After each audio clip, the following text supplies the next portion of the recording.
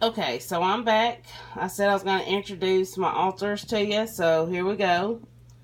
This is me, the host, which, like I said, I don't like using that word, makes everything else feel like a parasite. But this is me. I have everyday function. Um, I have a multitude of problems: eating disorder, I'm a binge eater, depression, anxiety, drinking, money problems, and the money problems are tied with my binge eating because I spend so much money that I could save up on fast food and eating out. And I mean, it's ridiculous when I sit down and do the math on a daily basis how much money I spend. And I hate, who likes having an eating disorder? I'll shove food down my gullet and cry at the same time. Can't stop myself though. Um, so, but I am funny and caring. I'm fun to be around. I try to stay positive on most things all day, every day. Um, but that's just me and my everyday process. I told you I was going to use different little avatars to represent each of my parts because I don't want my face on YouTube. This is Kat. Um, she's one of my protectors. She's also very funny, but she is super responsible, super organized, and super educated.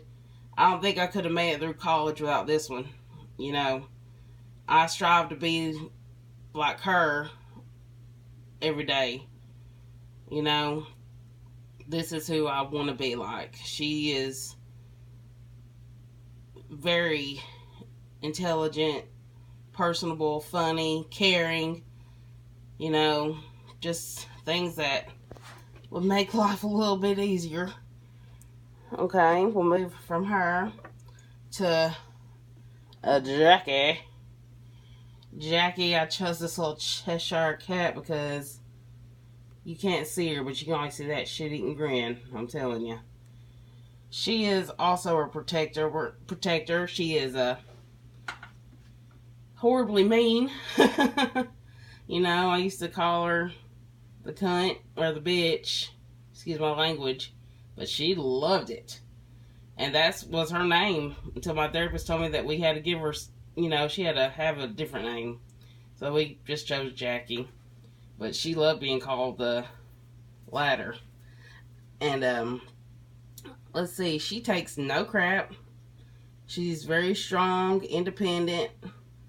She's very sexual.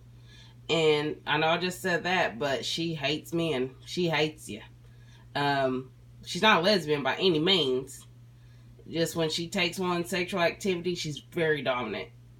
Almost to the point of, I wouldn't say fetish, but because it's not for sexual pleasure, it's just emotional pleasure to be mean. Um, she doesn't like to be looked at, even though she is very sexual and outgoing in that way. If you come up to her, she's gonna hurt your feelings. She is very aggressive, and if she wants to make the move, you're gonna know. And she's very intimidating. Um, she's a heavy drinker, which with that and me as a host, not a good combination. I don't want to drink. Social drinking's okay, but if we go out, I'll start with one, and before it's over, we'll have like 5 or 6 within an hour and a half, 2 hours, and that is way too much. We'll just suck it down. But that's Jackie. Then we have Stefan, aka Trixie Misfit, my gay man inside of me that is very sexual. He has done things to men that make me literally sick when I think about it. You know, he can be, I've transitioned into him, been him, and been in the middle of doing these horribly perverse things to men, and I've snapped out of the transition and become me, and I've like, I gotta go to the bathroom, then I'll run out of there because, I mean, he's a gay, fantastic, fabulous man, but wow. Okay, Stefan, we're gonna have to get him out of there. Then I have my little girl, Bella. She can be sad a lot, but she likes to be creative. She's a daydreamer. I think she just dreams of escaping the world. But she can be pretty sweet and funny. You know, like I said, pretty much everybody's funny. But she's a little girl, and, you know, when she comes out, I've noticed, you know, I just laugh a lot. It's like a distraction. Not to have to deal with anything. And then, I'll go right back to here. And then I do have a couple altars, which they could be demons, as we said. You know, I do believe in the Lord.